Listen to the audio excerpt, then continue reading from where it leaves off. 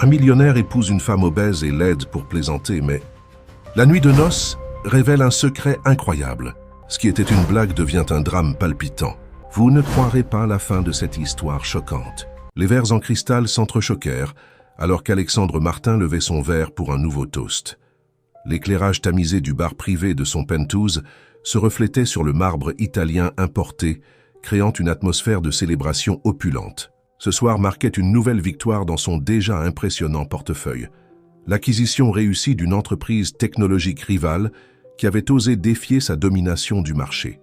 « À une nouvelle conquête », déclara Richard Dubois, son ami de longue date et magnate des affaires, assis en face de lui dans un costume sur mesure qui coûtait probablement plus que le salaire mensuel de la plupart des gens. Alexandre esquissa un sourire en sirotant son scotch vieux de 30 ans. À 35 ans, il avait tout ce que la société considérait comme précieux. Une beauté à couper le souffle, une fortune qui semblait se multiplier d'elle-même, et une série de relations avec certaines des femmes les plus en vue de la haute société parisienne. Pourtant, le toast de Richard lui sembla creux. « Tu sais quel est ton problème, Alex ?» Les mots de Richard étaient légèrement slurés, mais ses yeux brillaient d'une lueur vive qui trahissait son apparente ivresse. « Tu es trop prévisible. » Le sourcil parfaitement épilé d'Alexandre se haussa. « Prévisible, je viens de réaliser l'une des prises de contrôle les plus agressives de l'histoire de la tech. Dans les affaires, bien sûr, tu es une force avec laquelle il faut compter, » concéda Richard en se penchant en avant. « Mais dans ta vie personnelle, tu es un cliché, chaque femme que tu fréquentes semble sortir du même magazine de mode. Tu es tellement obsédé par le maintien de cette image parfaite que tu es devenu ennuyeux. » Les mots firent plus mal qu'Alexandre ne voulait l'admettre. Il se targuait d'être extraordinaire dans tous les aspects de sa vie. « Et je suppose que tu as une suggestion pour me rendre plus intéressant. » Le sarcasme dans sa voix aurait pu trancher du verre. Le visage de Richard s'illumina de ce sourire dangereux qui précédait généralement ses idées les plus extravagantes. « En fait, oui, un défi si tu veux. Je t'écoute. » La nature compétitive d'Alexandre ne pouvait résister à l'appât.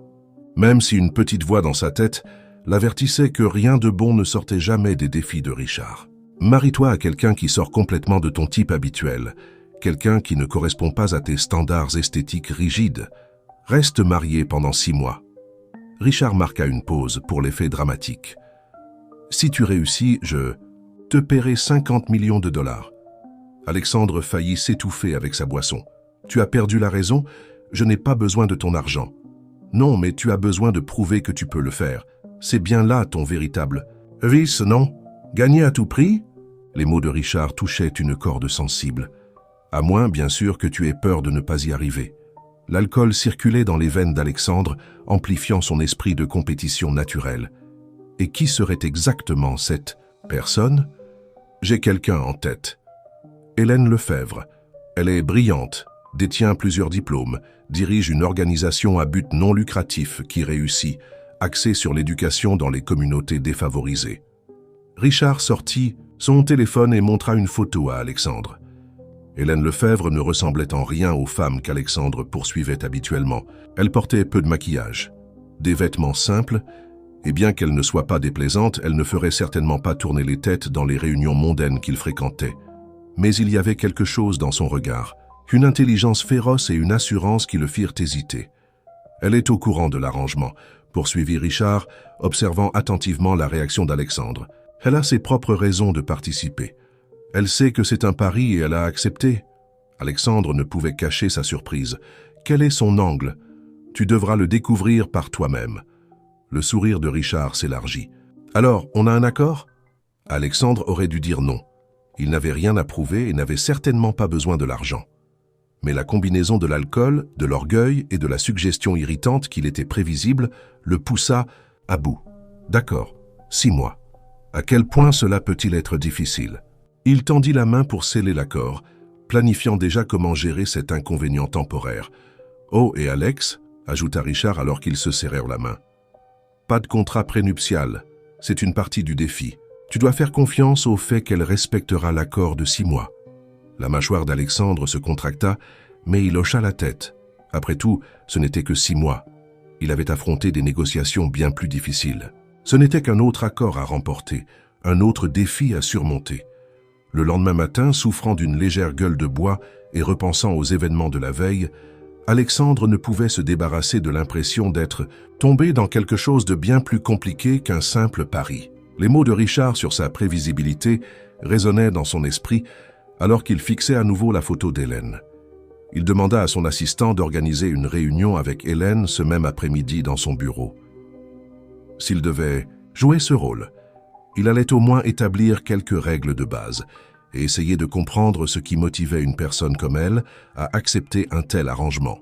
Il était loin de se douter qu'Hélène Lefebvre allait remettre en question tout ce qu'il pensait savoir sur lui-même, et que le jeu auquel il avait si confiantement accepté de participer allait devenir bien plus complexe qu'un simple pari entre amis fortunés. Hélène Lefebvre arriva exactement à l'heure pour leur rendez-vous, vêtue d'un blazer bleu marine et d'un pantalon simple, bien coupé mais clairement choisi pour leur praticité plutôt que pour la mode. Alexandre l'avait délibérément fait attendre 15 minutes, une tactique qu'il utilisait souvent dans les réunions d'affaires. Lorsque son assistant l'a finalement fait entrer, il resta assis derrière son imposant bureau, prenant un appel qui aurait pu facilement attendre. À sa grande surprise, Hélène ne sembla ni impressionnée ni intimidée par ces petites mises en scène. Elle s'assit calmement, sortit un livre de son sac et commença à lire, ignorant complètement sa présence. Ce ne fut que lorsqu'il raccrocha enfin qu'elle marqua sa page, rangea le livre et croisa son regard avec une fermeté inébranlable. « Avez-vous terminé votre petite démonstration de domination, monsieur Martin ? Parce que j'ai du vrai travail à faire aujourd'hui. » Sa voix était claire et posée, avec une pointe d'amusement qui l'irritait plus qu'une hostilité ouverte ne l'aurait fait. Alexandre se renversa dans son fauteuil, l'observant. De près, elle était plus frappante que ne le suggérait sa photo, bien que pas de la manière conventionnelle à laquelle il était habitué. Ses traits étaient forts plutôt que délicats, et ses yeux marrons reflétaient une intelligence qui semblait percer à jour sa façade soigneusement construite. « Pourquoi avez-vous accepté cet arrangement ?» demanda-t-il directement, évitant les politesses. « Tout de suite aux affaires ? Bien. » Les lèvres d'Hélène esquissèrent un léger sourire. « J'ai accepté parce que cela sert mes intérêts, tout comme cela sert les vôtres. La différence, c'est que je suis honnête quant à mes motivations. Et celle-ci serait l'association à but non lucratif que je dirige a besoin de financement important pour une nouvelle initiative éducative. L'argent de cet arrangement aidera des milliers d'enfants à accéder à une éducation de qualité. » Elle marqua une pause, son expression se durcissant légèrement. « Mais ne vous méprenez pas, monsieur Martin, j'avais d'autres options. De financement. J'ai choisi celle-ci parce qu'elle offrait un avantage supplémentaire. » La curiosité d'Alexandre fut piquée malgré lui. « Lequel ? » ?»« L'occasion de montrer à quelqu'un comme vous qu'il y a plus dans la vie que les jeux superficiels auxquels vous jouez. » Elle se pencha en avant, son intensité le prenant au dépourvu. « Je sais tout de vous, Alexandre Martin. Les entreprises que vous avez rachetées, les vies que vous avez bouleversées dans votre quête de profit, la façon dont vous traitez les relations comme des transactions commerciales. J'ai accepté ce défi parce que, parfois, la meilleure façon de changer un système, c'est de l'intérieur. » Ces paroles auraient dû le mettre en colère, mais il se surprit à être intrigué. Ce n'était pas la femme reconnaissante et facilement manipulable qu'il avait imaginée. « Vous pensez que vous allez me réformer ? C'est plutôt présomptueux. » « Non, monsieur Martin, je pense que vous allez vous réformer vous-même. Je suis juste là pour vous tenir le miroir. » Elle plongea la main dans son sac et en sortit un dossier. « Maintenant, allons-nous discuter des termes de notre arrangement. » Pendant l'heure qui suivit, ils négocièrent les détails de leur mariage imminent avec la précision d'un contrat commercial. Hélène avait des limites claires. Elle conserverait sa propre résidence et continuerait son travail. Elle assisterait aux événements sociaux nécessaires, mais ne jouerait pas le rôle de femme trophée. Le plus surprenant, c'est qu'elle a refusé tout gain financier personnel découlant de cet arrangement, au-delà du don convenu à son association à but non lucratif. « Une dernière chose, » dit-elle, alors qu'ils concluaient leur discussion. « Je suis au courant du pari avec Richard Dubois. 6 mois, c'est bien ça ? Soyons très clairs. Quand ce délai sera écoulé, cela se terminera. Pas de prolongation, pas de renégociation. Je n'ai pas l'intention de faire partie de vos jeux plus longtemps que nécessaire. » Alexandre se surprit à étudier son visage, cherchant à détecter une trace d'insincérité ou de plan caché. Il n'en trouva aucune. « vous semblez très confiante quant à votre distance émotionnelle. Son rire était sincère et d'une certaine manière plus déconcertant que sa gravité précédente. Monsieur Martin, votre charme pourrait fonctionner sur des personnes qui valorisent les mêmes choses superficielles que vous, mais je suis immunisé. J'ai passé ma vie à travailler avec des gens qui ont tout perdu et qui ont malgré tout conservé leur dignité. Votre richesse, votre apparence, vos jeux de pouvoir, ils ne m'impressionnent pas. Ils me rendent simplement triste pour vous. Elle se leva, rassemblant ses affaires. Je vais faire examiner les documents par mon avocat. Nous pourrons organiser une petite cérémonie civile la semaine prochaine. Et Monsieur Martin, elle s'arrêta à la porte. Je vous suggère d'utiliser ces 6 mois à bon escient. Vous pourriez apprendre des choses sur vous-même, même si je soupçonne que vous n'aimerez pas tout. Alors que la porte se refermait derrière elle, Alexandre resta assis, essayant de digérer ce qui venait de se passer.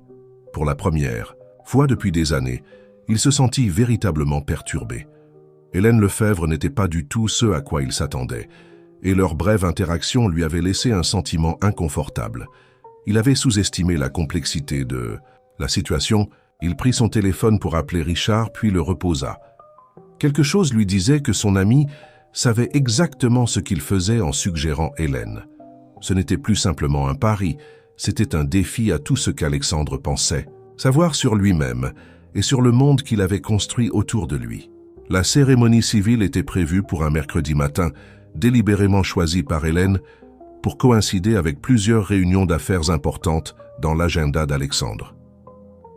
Il a dû reporter des négociations valant des millions de dollars, un fait qu'Hélène a noté avec un sourire subtil lorsqu'il est arrivé au tribunal, précisément à l'heure pour une fois. Elle portait un tailleur crème simple, qui parvenait à la fois à paraître professionnel et élégant.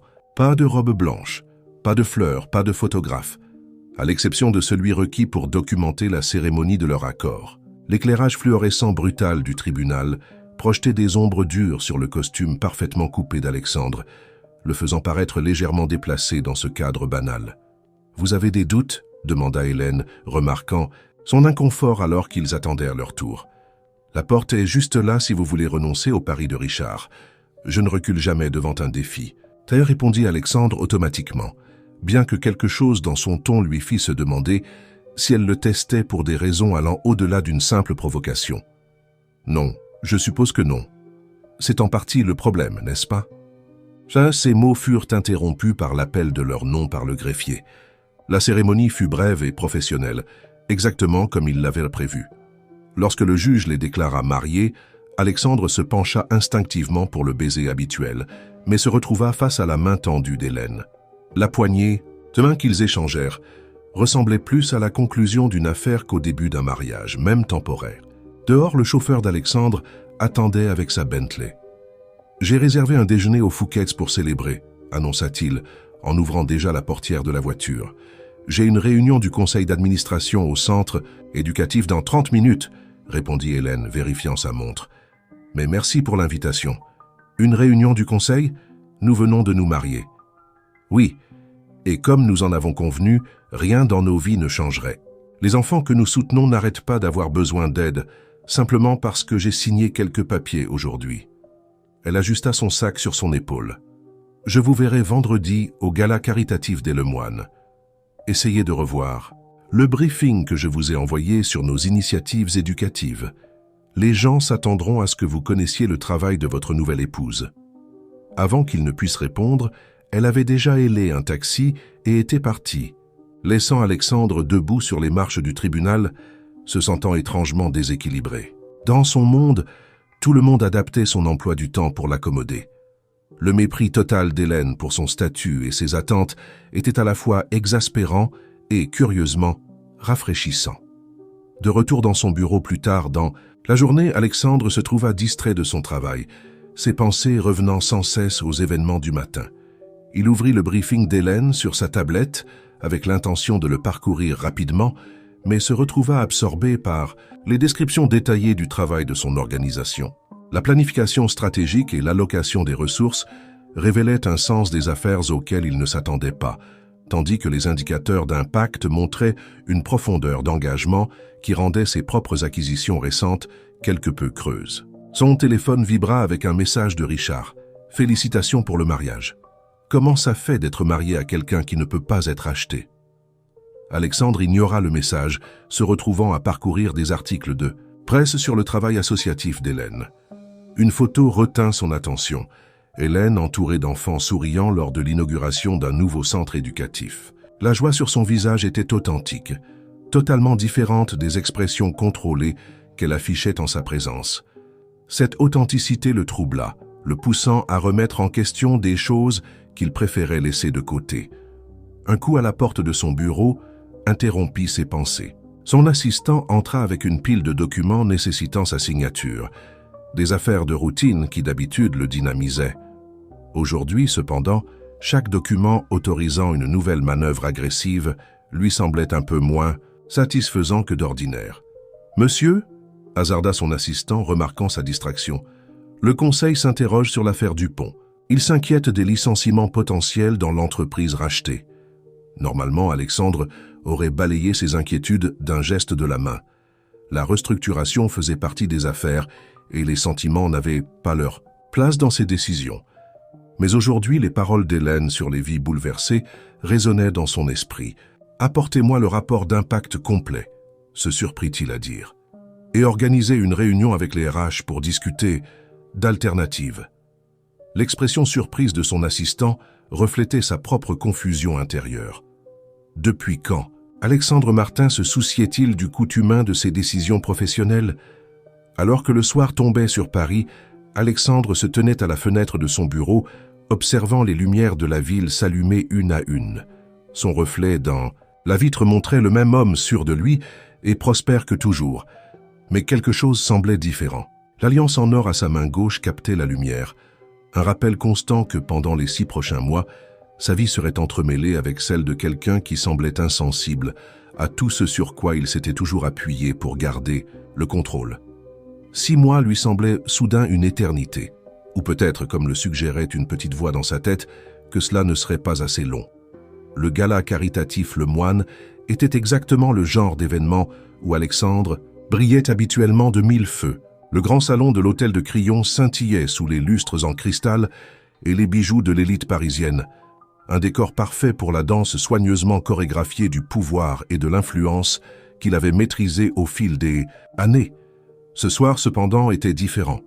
Hélène arriva seule, comme convenu, vêtue d'une robe vert forêt élégante mais délibérément sobre. Elle se déplaçait dans la foule avec une assurance tranquille, engageant des conversations sur la réforme éducative et le développement communautaire, tout en esquivant habilement les questions à peine voilées sur leur mariage soudain.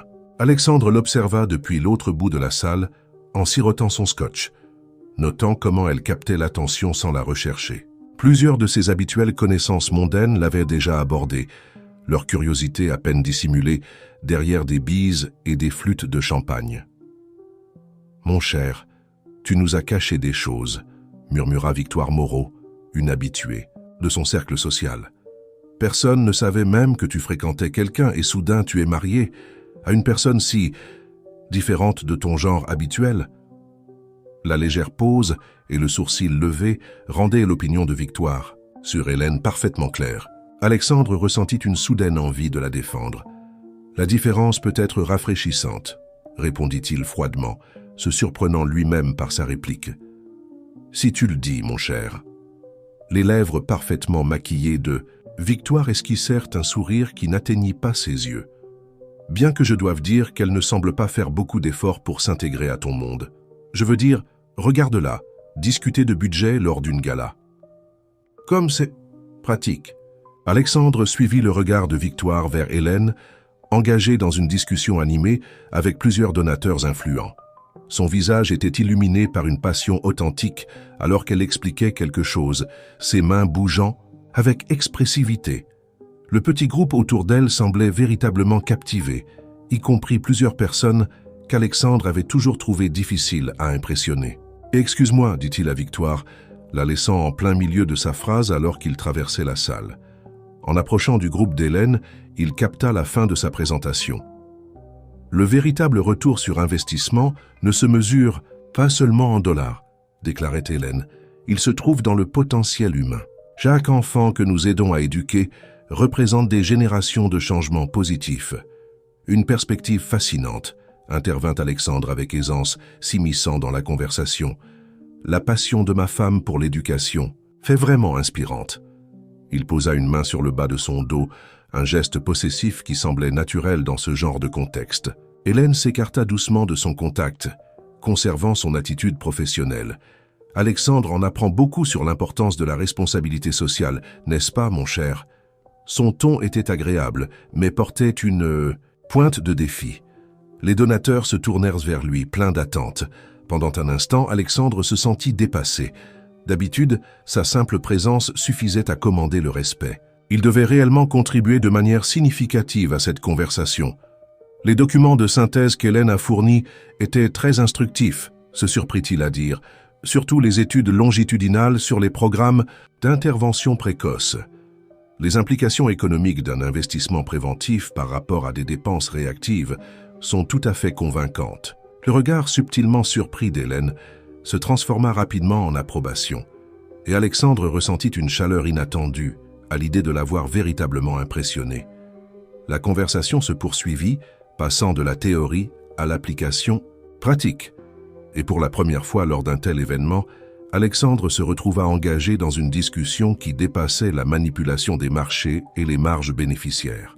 Plus tard dans la soirée, alors qu'ils posaient pour des photos, un mal nécessaire pour leur image publique, Hélène murmura à voix basse « Tu as vraiment lu tout le dossier ?»« Je fais toujours mes devoirs », répondit-il calmement, tout en maintenant son sourire pour la caméra. « Le lire, c'est une chose. Le comprendre et s'y engager, c'en est une autre. Tu m'as surpris ce soir, Alexandre. » Avant qu'ils ne puissent répondre, ils furent interrompus par Richard Dubois qui les observait depuis un moment avec un amusement à peine dissimulé. « Eh bien, dit Richard en tapant sur l'épaule d'Alexandre. Le couple heureux semble s'entendre à merveille. Hélène, tu accomplis des miracles. Je l'ai même entendu parler d'autre chose que de rachats hostiles. La nuit est encore jeune, répondit Hélène avec un léger sourire. Il a encore le temps d'acquérir une entreprise avant le dessert. Tous trois rirent, mais une tension sous-jacente persistait. Alexandre remarqua un échange de regards entre Richard et Hélène qu'il ne parvint pas à interpréter, renforçant son soupçon que leur arrangement allait au-delà d'un simple pari. Alors que la soirée touchait à sa fin, Alexandre ressentit une sensation inhabituelle. La satisfaction creuse habituelle d'une apparition sociale réussie fut remplacée par autre chose, un sentiment d'avoir participé à des conversations qui comptaient réellement. Il avait découvert un autre aspect du cercle social auquel il appartenait depuis des années. Un aspect qu'Hélène avait atteint sans fortune ni relation familiale, simplement grâce à la force de ses convictions et à la valeur de son travail. Les premiers signes que quelque chose n'allait pas apparurent lors d'une réunion de conseil d'administration de routine. Alexandre examinait les projections trimestrielles lorsque son directeur financier s'éclaircit la gorge nerveusement. « Il semble y avoir une irrégularité dans l'acquisition de Dupont », commença le directeur financier en feuilletant ses documents. « Plusieurs contrats clés sur lesquels nous comptions ont échoué. » Alexandre fronça les sourcils, consultant les données sur sa tablette. Les chiffres n'avaient aucun sens. Des clients qui semblaient pratiquement garantis se retiraient soudainement, invoquant des préoccupations concernant la responsabilité sociale des entreprises et l'impact sur la communauté. C'était comme si quelqu'un avait orchestré une réponse coordonnée. Mais qui aurait ce genre d'influence? Il y a plus, poursuivit le directeur financier. Les investissements dans le secteur de l'éducation que nous gérons traditionnellement par le biais de filiales, ils rencontrent des problèmes similaires. Nous faisons face à une baisse significative dans ce segment de marché. L'esprit d'Alexandre s'emballa. Le secteur de l'éducation n'avait jamais été une priorité pour son entreprise, mais récemment, ses investissements étaient devenus de plus en plus importants. Et maintenant, alors qu'il était marié à une personne profondément impliquée dans des initiatives éducatives, la réunion s'était terminée avec plus de questions que de réponses. Au lieu de retourner à son bureau, Alexandre se retrouva à conduire jusqu'au centre éducatif d'Hélène, un bâtiment moderne situé dans un quartier étonnamment dynamique. Il s'attendait à quelque chose de plus modeste, mais l'établissement était impressionnant, clairement conçu avec à la fois fonctionnalité et inspiration à l'esprit.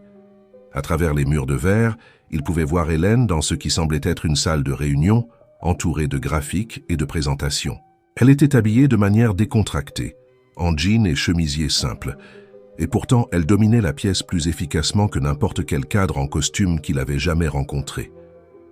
Quand elle l'aperçut dehors, une expression de surprise traversa son visage avant qu'elle ne s'excuse de sa réunion. « C'est inattendu », dit-elle en le rejoignant dans le couloir. « Avions-nous un rendez-vous que j'aurais oublié ?»« Pas de rendez-vous », répondit Alexandre, l'observant attentivement.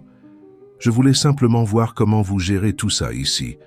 Un établissement impressionnant. » « Merci, bien que je soupçonne que vous n'ayez pas traversé la ville en pleine journée de travail juste pour admirer notre architecture. » Alexandre sourit légèrement. « Vous ne sauriez rien des difficultés récentes que mon entreprise rencontre avec certains contrats dans le secteur éducatif, n'est-ce pas ?» L'expression d'Hélène resta neutre, mais une lueur dans ses yeux confirma ses soupçons. Les marchés peuvent être imprévisibles. Parfois, il suffit qu'une personne pose les bonnes questions pour que les gens reconsidèrent leur choix. Ce n'est pas un jeu, Hélène. De vrais emplois sont en jeu. Exactement. Sa voix se durcit légèrement. De vrais emplois, de vraies vies, de vraies communautés. Les mêmes que vous avez impactés pendant des années sans y penser à deux fois. Comment ça fait d'être à la réception d'une manipulation stratégique? Alexandre sentit sa colère monter, mais aussi autre chose, une admiration réticente. Vous avez systématiquement sapé mes intérêts commerciaux. J'ai montré à vos partenaires commerciaux l'impact réel de leurs investissements. Tout ce que j'ai fait, c'est fournir des informations. Ce sont eux qui ont fait leur propre choix. Elle fit un geste autour du centre éducatif. C'est à cela que ressemble un investissement communautaire responsable, Alexandre. Personne n'est lésé, tout le monde en profite. Ce n'est pas un jeu à somme nulle. Et Richard, faisait-il partie de ce plan? Le léger sourire d'Hélène lui dit tout ce qu'il avait besoin de savoir. Richard a ses propres raisons de vouloir que tu vois les choses différemment. Je te suggère de lui demander toi-même. Avant qu'Alexandre ne puisse répondre, un groupe d'adolescents a surgi d'une salle de classe voisine, leur bavardage enthousiaste remplissant le couloir. L'un d'eux a reconnu Hélène et s'est précipité vers elle. « Madame Lefebvre, nous avons reçu les résultats du concours de robotique. Nous sommes en finale. » La transformation chez Hélène a été immédiate.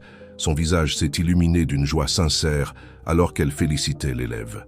Alexandre a observé comment elle interagissait avec les adolescents, posant des questions précises sur leurs projets et leur offrant des encouragements. Ce n'étaient pas juste des statistiques sur une feuille de calcul, c'étaient des personnes réelles dont la vie était en train de changer. « Tu veux faire une visite ?» a demandé Hélène soudainement, se retournant vers lui.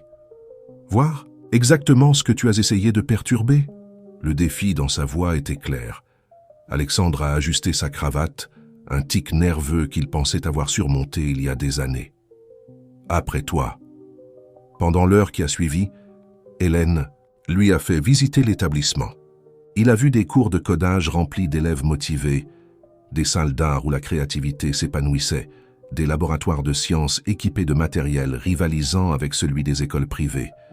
Mais plus que les installations, il a vu les gens, des enseignants dévoués, des élèves enthousiastes, des membres du personnel engagé.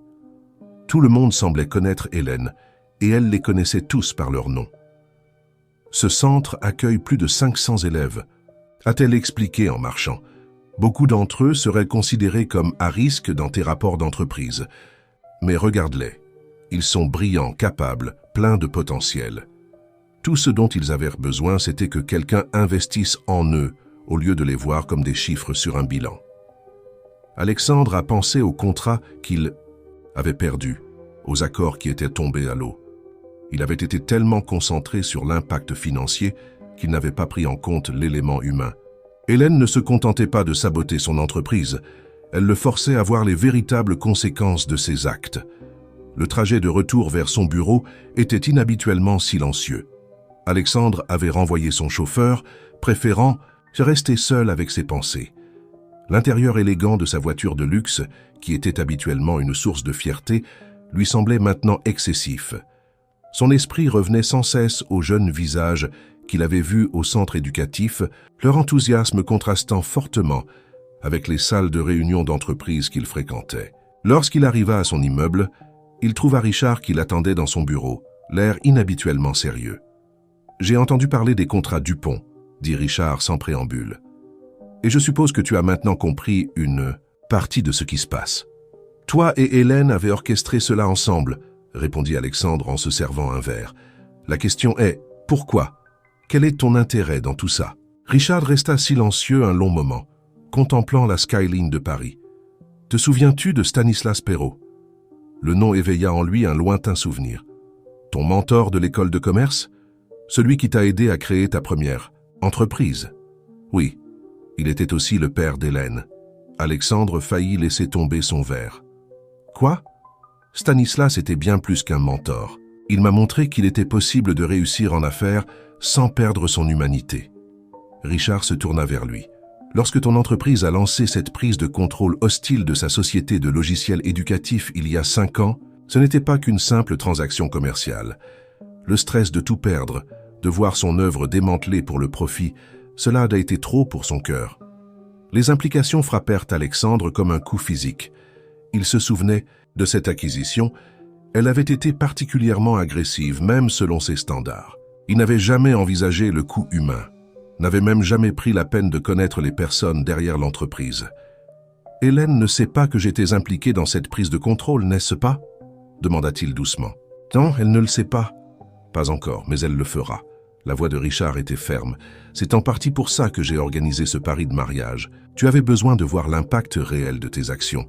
Et Hélène avait besoin de tourner la page, même si elle ne le sait pas encore. » « Alors tout ça, c'était pour te venger? » ?»« Non, Alex. C'était pour te racheter. Tu es l'un de mes plus vieux amis. Mais tu te perds depuis des années, devenant exactement le genre d'homme d'affaires que nous critiquions à l'école. J'ai vu ça arriver, et je n'ai rien fait. C'était ma façon d'essayer de réparer les choses. » Alexandre s'affaissa dans son fauteuil, l'esprit en ébullition. Tout était lié, la détermination d'Hélène à le défier, sa connaissance intime de ses pratiques commerciales, sa passion pour l'éducation. Il était tombé droit dans un plan élaboré pour le forcer à affronter ses propres actes. « Il y a autre chose que tu devrais savoir, » poursuivit Richard, sortant une enveloppe de sa veste. « Stanislas t'a laissé une lettre. Il l'a écrite juste avant que son cœur ne lâche. Je l'ai gardée, attendant le bon moment. » Alexandre fixa l'enveloppe, soudain effrayé par son contenu. « Pourquoi tu ne m'as rien dit avant? Est-ce que tu aurais écouté ?» L'Alexandre Martin d'il y a 6 mois aurait balayé ça d'un revers de main en y voyant une manipulation émotionnelle. Mais maintenant, Richard posa la lettre sur le bureau. Maintenant, tu es peut-être prêt à comprendre. Après le départ de Richard, Alexandre resta seul dans son bureau, la lettre non ouverte devant lui comme une bombe à retardement. À travers les murs de verre, il pouvait voir son empire, la ligne d'horizon dominée par des bâtiments arborant le nom de son entreprise. Il l'avait toujours vu comme un témoignage de son succès, mais maintenant, cela ressemblait plus à un monument de ses échecs en tant qu'être humain. Son téléphone vibra avec un message d'Hélène. « Merci pour ta visite aujourd'hui. Il y a peut-être de l'espoir pour toi après tout. » Ce simple message pesait plus lourd maintenant qu'il comprenait le contexte complet. Hélène menait discrètement son propre combat, pas seulement contre ses pratiques commerciales, mais contre tout ce qu'il représentait.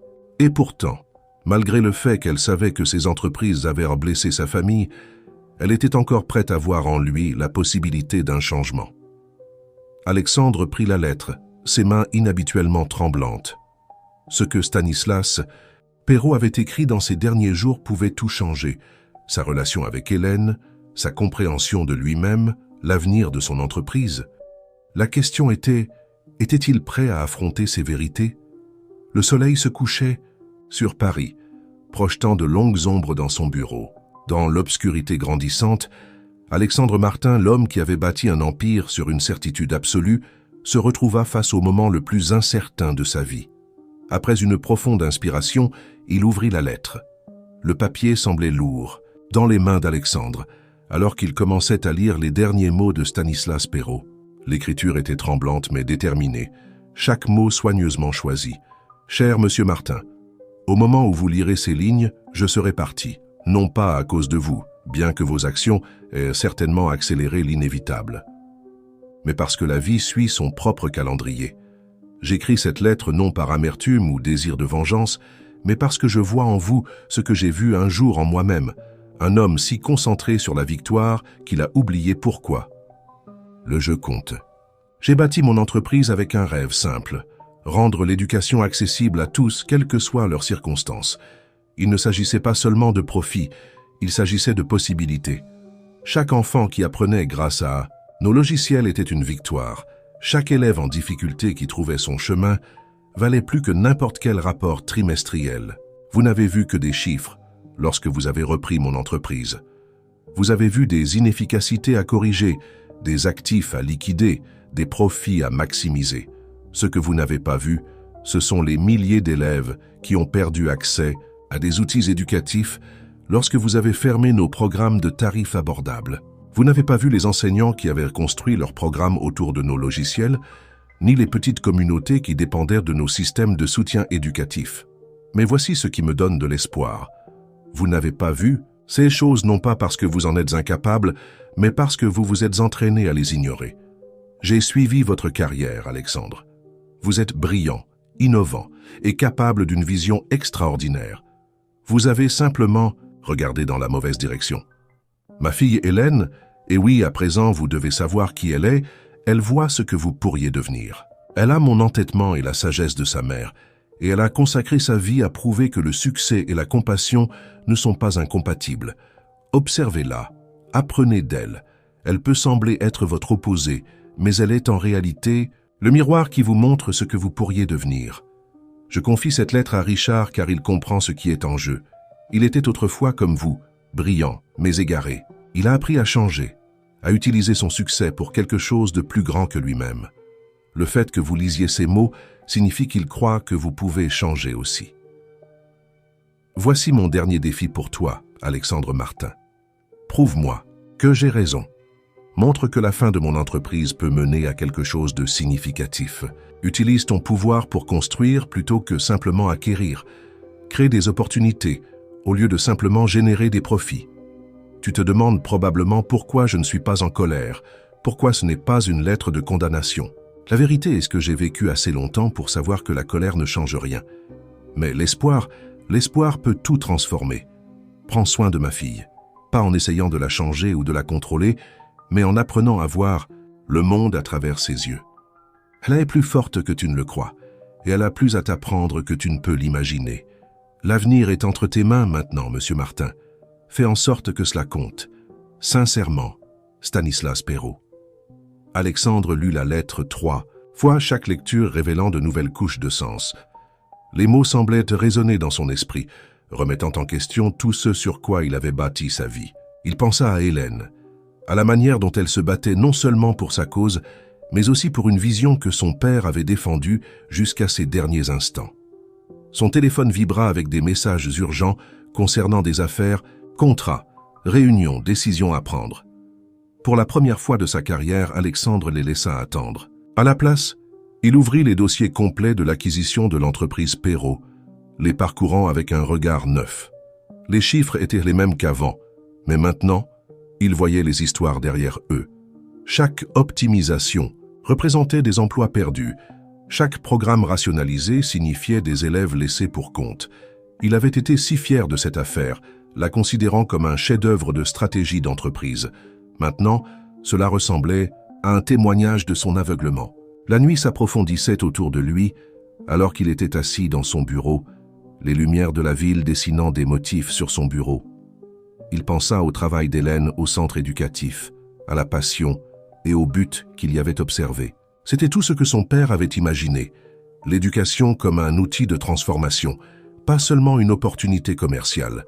Un nouveau message apparut sur son téléphone, cette fois d'Hélène. Réunion tardive, demain annulée. Je vais emmener les élèves à une foire scientifique à la place. Tu es le bienvenu si tu veux voir à quoi ressemble un véritable investissement dans l'avenir. Alexandre fixa le message pendant un long moment. L'ancien Alexandre aurait rejeté une telle invitation comme une perte de temps. Mais le poids de la lettre de Stanislas semblait avoir changé quelque chose de fondamental dans sa compréhension de la valeur et du succès. Il prit son téléphone et tapota une réponse. « Je serai là. Il y a des choses que je dois te dire. » La réponse arriva rapidement. « Intéressant, 9 heures pile. Ne sois pas en retard. Les enfants sont plus importants que tes réunions d'affaires. » Alexandre plaça soigneusement la lettre de Stanislas dans le tiroir de son bureau. Demain apporterait ses propres défis, y compris le moment où Hélène apprendrait la vérité sur son rôle dans la chute de l'entreprise de son père. Mais pour l'instant, il avait des décisions à prendre, concernant son entreprise, son avenir et le genre de personne qu'il voulait être. La foire scientifique se tenait dans un grand centre communautaire, ses murs recouverts d'affiches colorées et de projets d'élèves. Alexandre arriva 15 minutes en avance, habillé plus décontracté que d'habitude, avec un pantalon et un pull, une tentative de se fondre dans la foule qui, malgré tout, le distinguait encore comme un étranger dans cet environnement. Hélène était déjà là, aidant les élèves à installer leur présentation. Elle le regarda 2 fois, clairement surprise qu'il soit réellement venu. « Tu es en avance, dit-elle en s'approchant de lui, et tu t'es habillé simplement, je suis impressionné. »« Je suis capable de m'adapter, » répondit-il, puis il ajouta plus doucement, « C'est quelque chose que j'apprends de toi. » Elle l'étudia un moment, remarquant quelque chose de différent dans son attitude. « Tu sembles changer aujourd'hui. Il s'est passé quelque chose ?»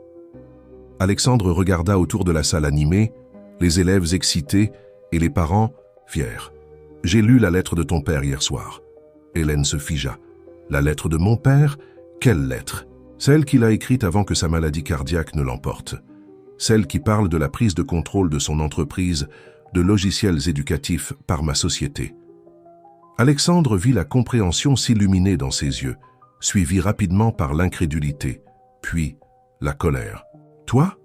Sa voix n'était qu'un murmure. « C'est ton entreprise qui a détruit tout ce qu'il avait construit. » « Hélène, je... »« Pas ici, » l'interrompit-elle, sa voix tendue par une émotion contenue.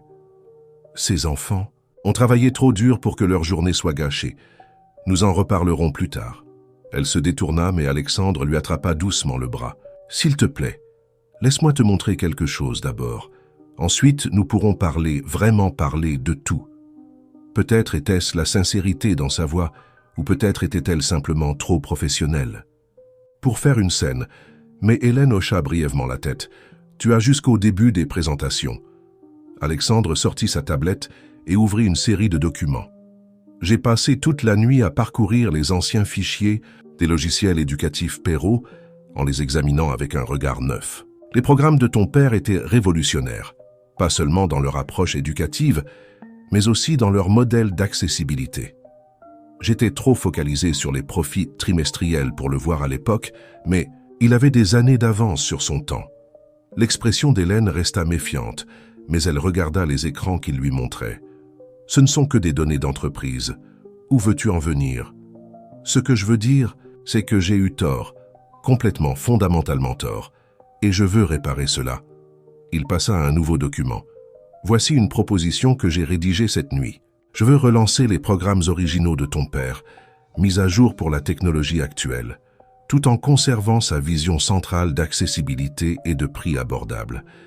Et je veux que tu en sois à la tête.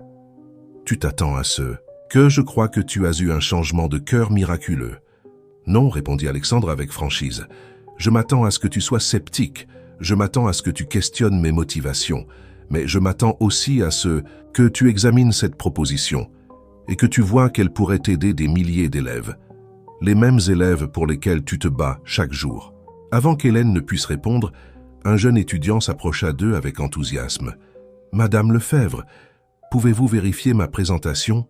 J'ai ajouté les modifications que vous avez suggérées sur les applications des énergies renouvelables. » Le masque professionnel d'Hélène se remit en place alors qu'elle se tournait vers l'étudiant. « Bien sûr, Marc.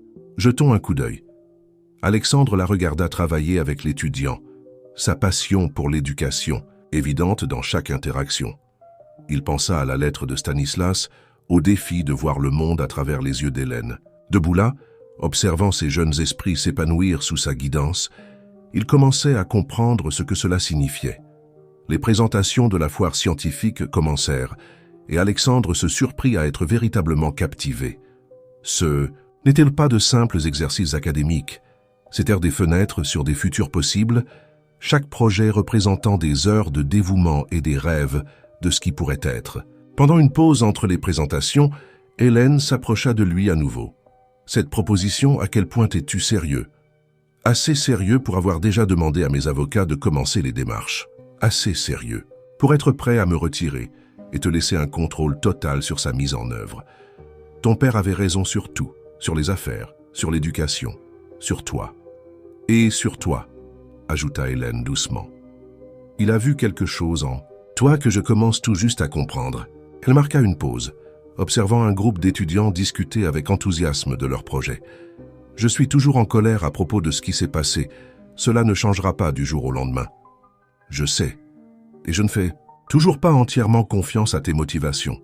Je le sais aussi, mais, continua-t-elle, croisant son regard, si tu es vraiment prêt à essayer de réparer les choses, à utiliser tes ressources pour quelque chose de significatif, je suis prête à écouter. Ce n'était pas encore du pardon, pas encore, mais c'était un début. Alors qu'il se retournait pour regarder la prochaine série de présentations, Alexandre ressentit quelque chose qu'il n'avait pas éprouvé depuis des années. La sensation d'être exactement là où il devait être, en train de faire exactement ce qu'il devait faire. Le parieur qui avait accepté cet arrangement de mariage n'aurait jamais compris ce sentiment. Mais l'homme qu'il devenait commençait à saisir ce que Stanislas Perrault avait toujours su, que le vrai succès ne se mesurait pas en dollars et sans sang, mais dans les vies que l'on touchait et les changements que l'on inspirait. La nouvelle éclata un mardi matin. L'Empire Martin en crise titrait en gros caractères les sites financiers et les chaînes d'information. L'action était en chute libre, plongeant plus vite que quiconque n'aurait pu le prévoir. Les récentes décisions d'Alexandre, annuler plusieurs acquisitions, rentables mais controversées, restructurer les politiques de l'entreprise pour privilégier l'impact social plutôt que le profit immédiat, et surtout, l'investissement massif dans la relance des programmes éducatifs de Stanislas Perrault avait provoqué une rébellion parmi les membres de son conseil d'administration. Alexandre se tenait dans son bureau, observant le chaos se dérouler sur plusieurs écrans. Son téléphone n'avait pas cessé de sonner depuis l'aube. Les membres du conseil d'administration, les investisseurs et les journalistes exigeaient tous des explications sur ce qu'ils percevaient comme un écart dramatique par rapport à la stratégie commerciale impitoyable qui avait bâti sa fortune. Vos plus grands actionnaires menacent de demander un vote de défiance, l'informa gravement son conseiller juridique. Ils disent que vous avez perdu votre avantage concurrentiel, que vous laissez vos sentiments personnels interférer avec les décisions commerciales. Sentiments personnels, répéta Alexandre, une pointe d'amusement dans la voix. C'est comme ça qu'ils appellent les pratiques commerciales éthiques maintenant? Monsieur, avec tout le respect que je vous dois, vous avez investi près de 30% de nos liquidités dans des initiatives éducatives qui ne montreront pas de profit avant des années, si jamais. Le marché réagit en conséquence. Alexandre se tourna vers le mur de fenêtre, se souvenant d'une époque où la vue de ces bâtiments dominant la ligne d'horizon était tout ce qui comptait pour lui.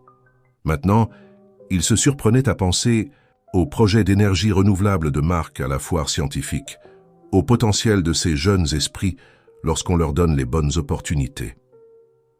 Convoquez une réunion d'urgence du conseil d'administration, ordonna-t-il, et passez-moi Hélène Lefebvre au téléphone. Hélène arriva à son bureau une heure plus tard, ayant quitté une importante réunion de collecte de fonds en apprenant la nouvelle. Elle trouva Alexandre étonnamment calme, en train de revoir des documents à son bureau. « Votre empire. »« S'effondre, dit-elle sans préambule, et c'est en partie de ma faute. »« Non, répondit Alexandre en levant les yeux. C'est entièrement mon choix. L'entreprise a été construite sur une expansion agressive et le profit à tout prix. Maintenant que je choisis une voie différente, l'ancienne garde panique. Vous pourriez tout perdre. Pas tout. Il se leva, contournant son bureau. Les choses qui comptent vraiment, la capacité de faire une différence, de construire quelque chose de significatif, celles-là ne peuvent pas être enlevées par un vote du conseil. Hélène l'étudia attentivement. Vous avez vraiment changé, n'est-ce pas? Ce n'est pas juste un autre mouvement stratégique. Grâce à vous et à votre père. Alexandre prit un dossier sur son bureau. J'ai travaillé sur quelque chose. Une restructuration complète de l'entreprise, la transformant en un modèle hybride qui équilibre profit et impact social. La division éducative ne serait que le début. Le conseil d'administration ne l'approuvera jamais. Il pourrait, si la bonne personne le présente. Il lui tendit le dossier. Quelqu'un qui comprend à la fois le monde des affaires et l'importance de la responsabilité sociale. Quelqu'un qui a prouvé qu'il pouvait rendre l'impossible possible.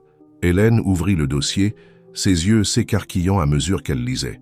« Vous voulez que je prenne le poste de PDG ?» « Co-PDG, en fait. Vous vous occupez de l'impact social et des initiatives éducatives. Je m'occupe des secteurs traditionnels. De l'entreprise, nous travaillons ensemble pour trouver l'équilibre. » Il marqua une pause, observant sa réaction. Il ne s'agit pas seulement de sauver l'entreprise. Il s'agit de la transformer en quelque chose qui compte. « C'est insensé, » dit Hélène, mais elle ne pouvait cacher son intérêt alors qu'elle continuait à lire la proposition. Les actionnaires devraient être convaincus que la responsabilité sociale peut être rentable. Alors nous les convaincrons. Montrons-leur les recherches, les projections à long terme, les marchés inexploités. Vous êtes doués pour faire voir les choses différemment aux gens. Vous l'avez fait avec moi, après tout. Un léger sourire effleura les lèvres d'Hélène. C'était différent, j'avais un levier à l'époque. Vous en avez plus maintenant. Vous avez la preuve que le changement est possible. Alexandre fit un geste vers les écrans montrant le chaos du marché. Ce n'est pas une crise, c'est une opportunité de reconstruire quelque chose de mieux, quelque chose dont votre père aurait été fier. Hélène resta silencieuse, un long moment, ses doigts suivant les bords de la proposition. Les médias vont se régaler avec ça. L'homme d'affaires impitoyable et son épouse réformatrice, s'attaquant ensemble au monde des entreprises américaines. Ils diront que c'est un coup de pub. Laissez-les faire. Nous connaissons la vérité. Vraiment ? Hélène leva les yeux vers lui. Quelle est la vérité, Alexandre, à propos de nous, de ce mariage qui a commencé comme un pari ? Avant qu'il ne puisse répondre, son assistant fit irruption. Monsieur, les membres du conseil arrivent pour la réunion d'urgence. Hélène se redressa, la décision prise. Eh bien, je suppose que c'est le moment. Il est temps de voir si votre foi en la transformation s'étend à votre conseil d'administration. Alors qu'ils marchaient ensemble vers la salle du conseil, Alexandre se sentait étrangement calme. Tout ce qu'il avait construit était en jeu, pourtant il n'avait jamais été aussi sûr d'une décision de sa vie. L'ancien Alexandre aurait vu cela comme une bataille à gagner à tout prix. L'homme qu'il devenait y voyait une chance de prouver que les affaires pouvaient être à la fois rentables et porteuses de sens. « Prêt ?» demanda Hélène alors qu'ils atteignaient les portes de la salle du conseil. « Prêt ?» répondit Alexandre, et pour la première fois dans leur relation compliquée, ils étaient véritablement unis dans un but commun. La salle du conseil était tendue, une hostilité à peine contenue. 12 paires d'yeux observaient Alexandre et Hélène prendre place à la tête de la longue table en acajou. Ces personnes étaient habituées à voir le monde à travers le prisme du profit et de la perte, et pour l'instant, elles ne voyaient que ce dernier. « Avant de commencer, s'adressa Alexandre à l'Assemblée, sa voix ferme, je voudrais vous présenter Hélène Lefebvre-Martin, qui co-présentera notre nouvelle vision d'entreprise. » « Avec tout le respect que je vous dois, interrompit Gérard Blanc, l'un des membres seniors du Conseil, ce n'est vraiment pas le moment pour des politesses sociales. Notre action a chuté de 20% en une seule journée. Nous avons besoin d'actions immédiates pour stabiliser l'entreprise, pas de plus de ces expériences philanthropiques. Hélène s'avança, captant l'attention sans élever la voix. Ce que vous appelez des expériences, Monsieur Blanc, je l'appelle un investissement dans une croissance durable. Et je suis ici pour vous montrer exactement pourquoi. Pendant l'heure qui suivit, Hélène et Alexandre présentèrent leur vision pour l'avenir de l'entreprise. Hélène apporta des données montrant la rentabilité à long terme des entreprises socialement responsables, le marché croissant des investissements éthiques et le potentiel inexploité de la technologie éducative.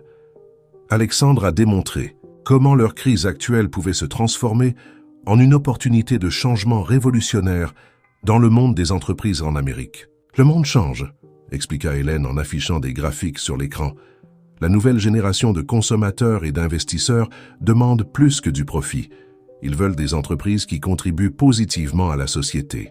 Nous avons la chance d'être à l'avant-garde de ce changement. Tout cela est très inspirant, déclara Sarah Nguyen, une autre membre du Conseil. Mais nos actionnaires n'ont pas investi dans le changement social. Ils ont investi pour des rendements fiables. Vraiment, rétorqua Alexandre, ou ont-ils investi dans une entreprise qui sait repérer les tendances futures et en tirer profit? parce que c'est exactement ce que nous faisons ici.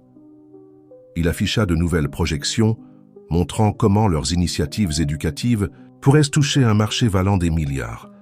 Stanislas Perrault avait vu ce potentiel il y a des années. J'étais trop aveugle pour le voir à l'époque, trop concentré sur les profits immédiats. Mais il avait raison.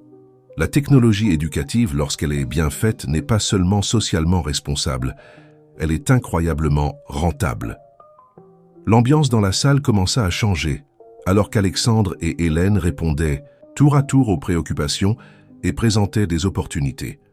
Ils travaillaient en parfaite synchronisation, sa passion pour l'impact social complétant son sens stratégique des affaires. « Nous ne vous demandons pas de choisir entre profit et objectif », conclut Hélène.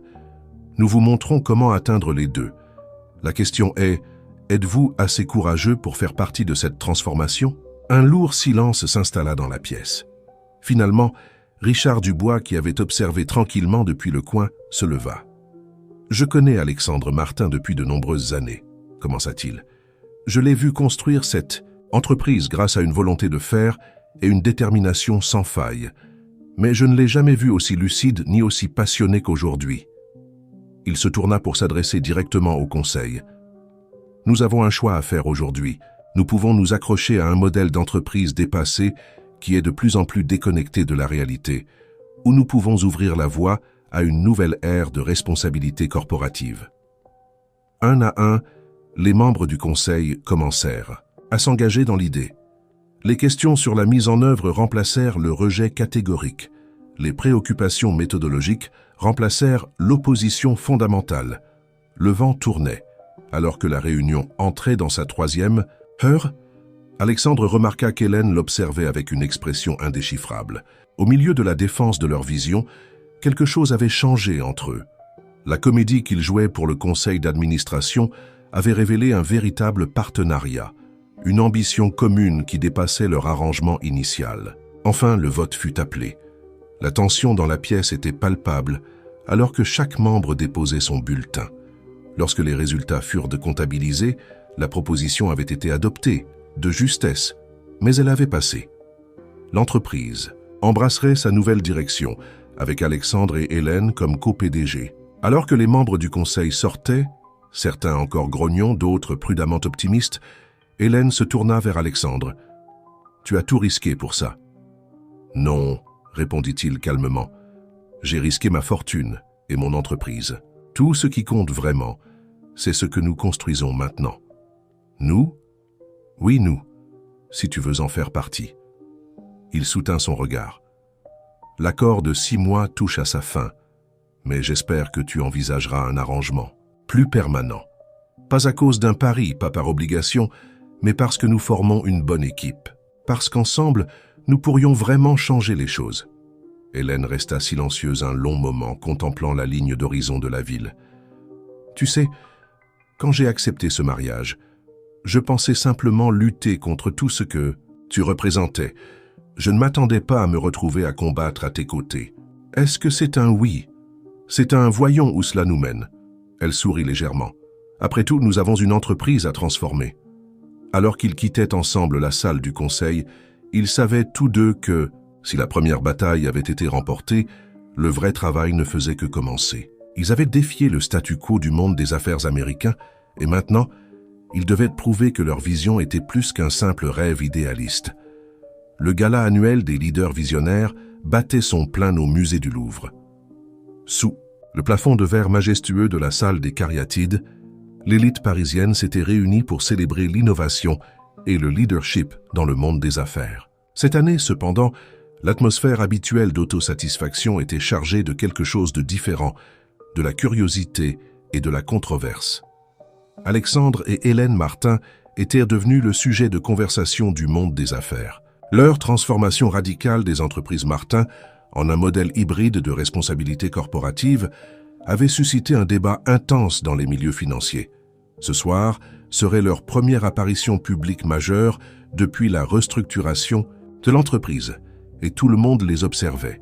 « Prêt pour ça ?» demanda Alexandre à Hélène alors que leur voiture s'arrêtait à l'entrée du musée. Les flashs des appareils photo étaient déjà visibles à travers les vitres teintées. « J'ai affronté des foules plus difficiles », répondit Hélène, mais elle tendit la main pour ajuster son nœud papillon, un geste qui était devenu naturel au cours des derniers mois. Souviens-toi, nous ne sommes pas ici pour nous défendre. Nous sommes ici pour leur montrer ce qui est possible.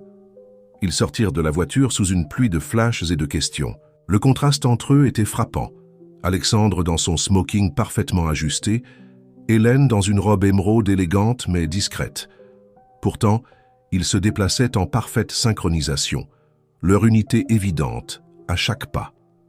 À l'intérieur, la réaction à leur arrivée fut immédiate. La foule s'écarta, les conversations s'éteignirent, et tous les regards se tournèrent vers ce duo improbable qui avait défié les fondements de l'entreprise américaine. Certains de leurs anciens critiques étaient présents, y compris des membres du conseil d'administration qui avaient démissionné en signe de protestation contre la nouvelle direction.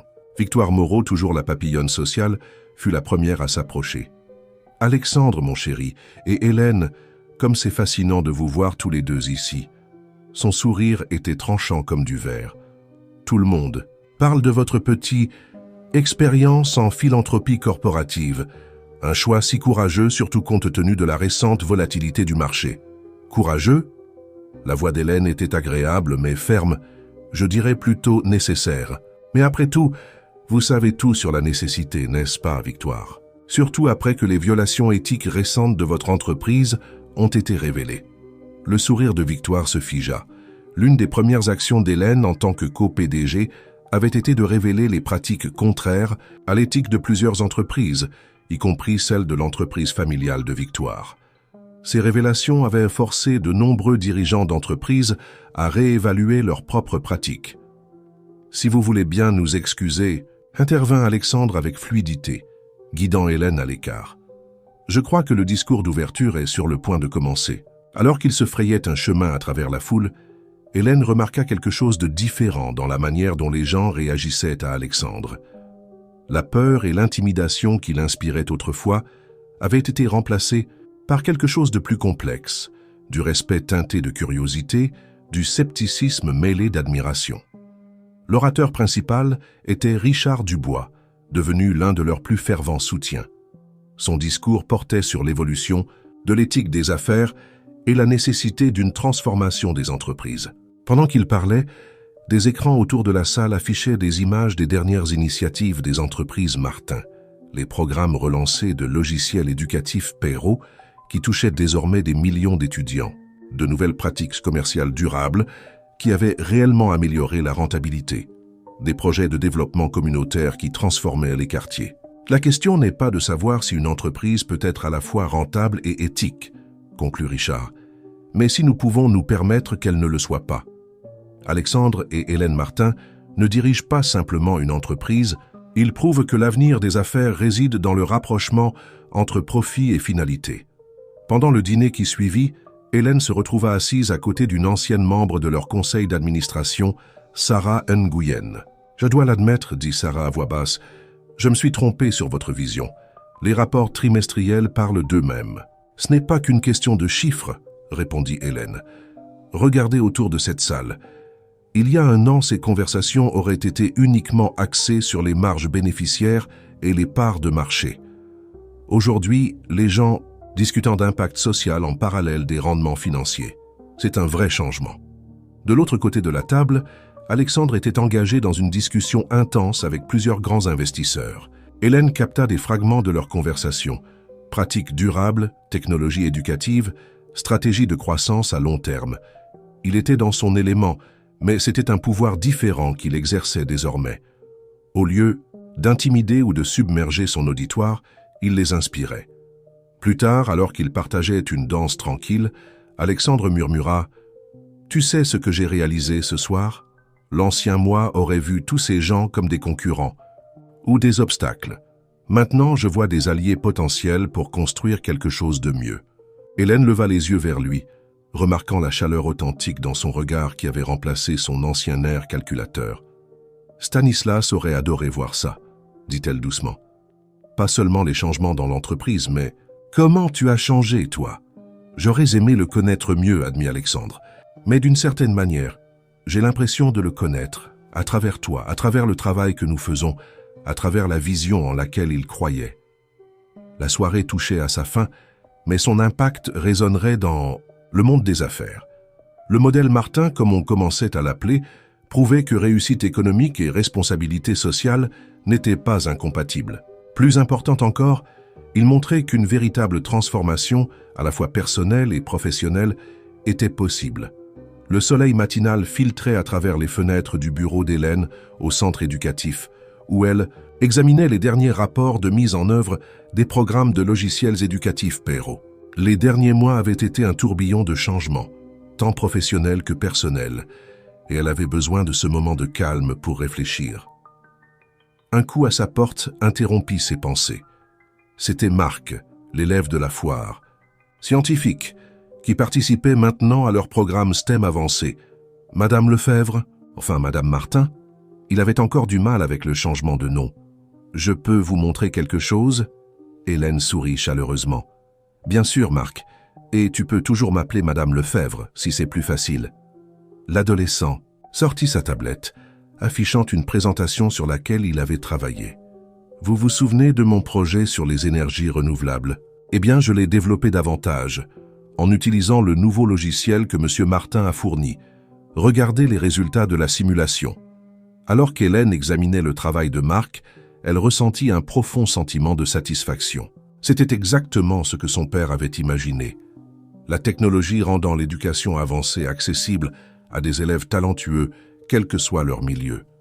Le fait que ce soit les ressources d'Alexandre qui rendent cela possible ajoutait une touche de justice poétique à la situation. « C'est un excellent travail, Marc, » dit-elle en prenant quelques notes. « As-tu pensé à le présenter lors du prochain sommet de l'innovation ?» « Vraiment ?»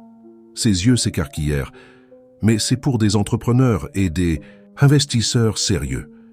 Et pourquoi ne serais-tu pas là? Tes idées ont tout autant de valeur. » Elle allait en dire plus lorsqu'elle remarqua Alexandre debout dans l'embrasure de la porte, les observant avec une expression qu'elle avait appris à reconnaître, un mélange d'admiration et d'introspection. Après le départ de Marc, littéralement flottant d'excitation, Alexandre entra dans le bureau. « Désolé de vous interrompre. J'avais une réunion avec les administrateurs du centre et j'ai pensé passer. »« Pas d'interruption, » répondit Hélène en rassemblant ses papiers. « Marc me montrait comment il utilise les nouveaux systèmes logiciels. Votre investissement fait une réelle différence. »« Notre investissement, » la corrigea Alexandre. Il s'assit, semblant inhabituellement pensif. « Tu sais, les 6 mois se terminent demain. » Hélène s'arrêta dans son rangement. Elle avait été si occupée par leurs divers projets qu'elle avait presque oublié le délai initial de leur arrangement.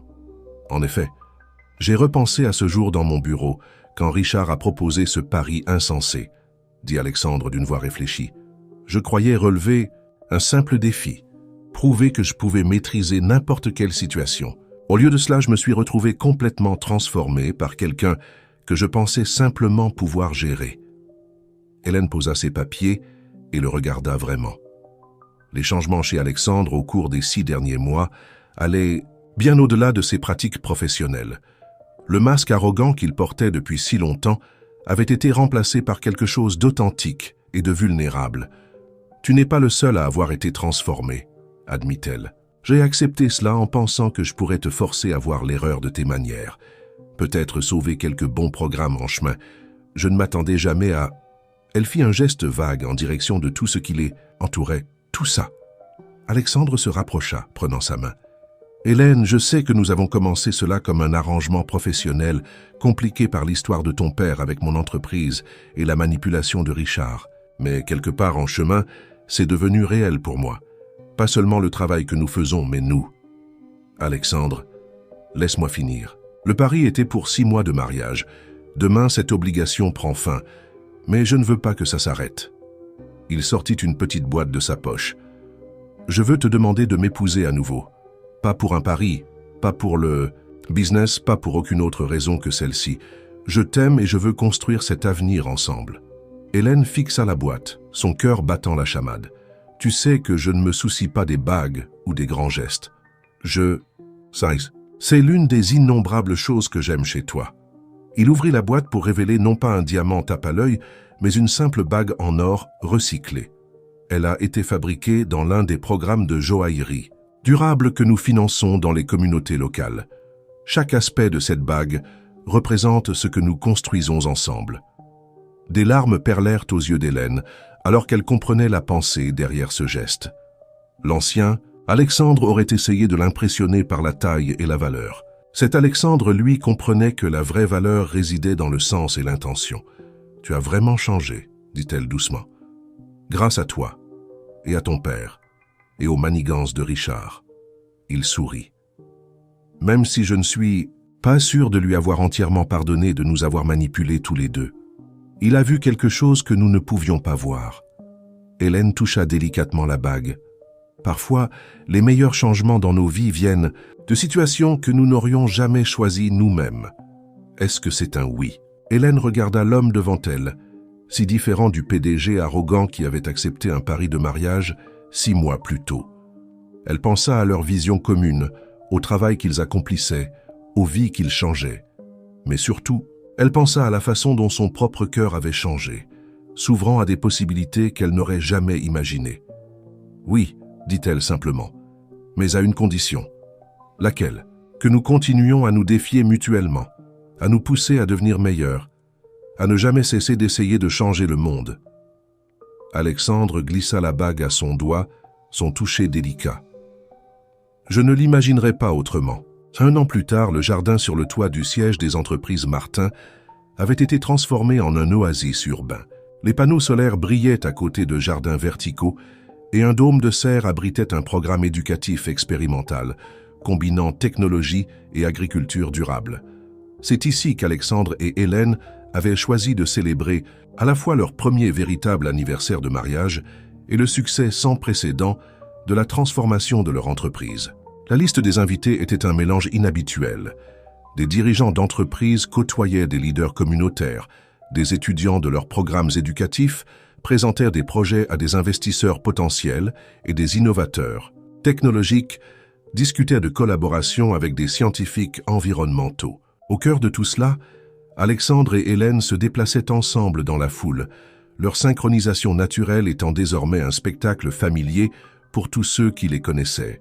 « Votre rapport trimestriel a fait sensation », commenta Richard en les rejoignant près de la serre. « Qui aurait cru que des pratiques commerciales éthiques pourraient être si rentables ? Ce n'est plus seulement une question de profit, » répondit Alexandre, observant un groupe d'étudiants expliquer leurs dernières innovations à des investisseurs émerveillés. Bien que je doive admettre que prouver les sceptiques dans l'erreur a été satisfaisant. Hélène serra sa main, un geste qui était devenu une seconde nature. En parlant de satisfaction, nous avons une annonce à faire. Richard leva un sourcil. Encore des changements révolutionnaires pour le monde des affaires?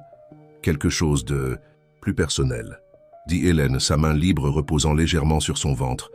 Nous agrandissons notre famille. Dans environ 7 mois, un nouveau Martin rejoindra l'équipe. Le visage de Richard s'illumina d'une joie sincère. Stanislas aurait été si fier, dit-il doucement. De vous deux, de tout ce que vous avez construit ensemble. Nous y avons pensé, déclara Alexandre. Nous créons la fondation Stanislas Perrault pour l'innovation éducative. Elle veillera à ce que sa vision continue de grandir et d'évoluer, touchant encore plus d'étudiants et de communautés. L'annonce des 2 nouvelles fut accueillie avec un enthousiasme débordant par la foule rassemblée. Alors que leurs invités continuaient à discuter et à échanger sur les possibilités futures, Alexandre et Hélène trouvèrent un moment de calme à l'écart, au bord de la terrasse, contemplant la ville qu'ils contribuaient à transformer. « Il y a 1 an, si quelqu'un m'avait dit que ce serait ma vie, » murmura Alexandre, « je l'aurais chassé de mon bureau en riant. Et si quelqu'un m'avait dit que non seulement je resterais marié à toi, mais que j'en serais qu'heureuse, » ajouta Hélène avec un sourire, « j'aurais douté de sa santé mentale. Nous avons parcouru un long chemin depuis ce pari. Nous avons parcouru un long chemin depuis ce que nous étions. » Hélène leva les yeux vers lui. « Tu sais ce que j'ai réalisé? Ta richesse et ton pouvoir n'étaient pas ce qui devait changer. C'était la manière dont tu les utilisais. Et ma détermination à faire une différence n'était pas erronée. Elle avait juste besoin du bon partenaire pour l'amplifier. » Alexandre la serra plus près de lui, sa main reposant protectrice sur la sienne, posée sur son ventre. « Notre enfant aura un héritage intéressant à recevoir. Un héritage de sens plutôt que de profit, d'utiliser les affaires comme une force pour le bien. Je pense que c'est exactement ce que nos deux pères auraient souhaité. Alors que le soleil se couchait sur Paris, projetant une lueur dorée sur leur refuge en terrasse, Alexandre et Hélène restaient enveloppés dans leur moment de calme.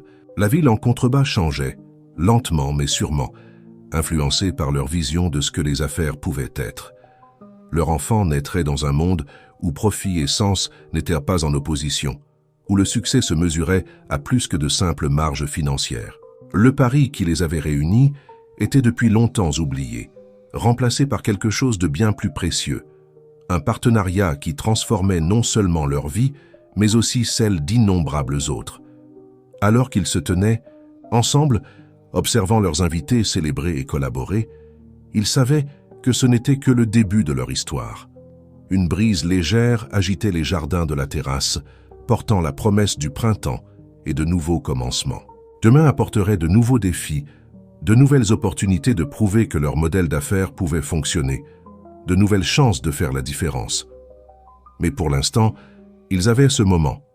Deux personnes qui avaient commencé comme adversaires et avaient trouvé le chemin pour devenir partenaires dans tous les sens du terme. L'avenir était incertain, mais ils l'affronteraient ensemble, continuant à se défier mutuellement, à repousser les limites, à prouver que l'amour pouvait transformer non seulement les cœurs, mais aussi des systèmes entiers. Leur mariage, qui avait commencé comme un pari calculé, était devenu un témoignage de la puissance du changement authentique et du sens véritable. Et quelque part, ils le savaient tous les deux. Stanislas Perrault souriait.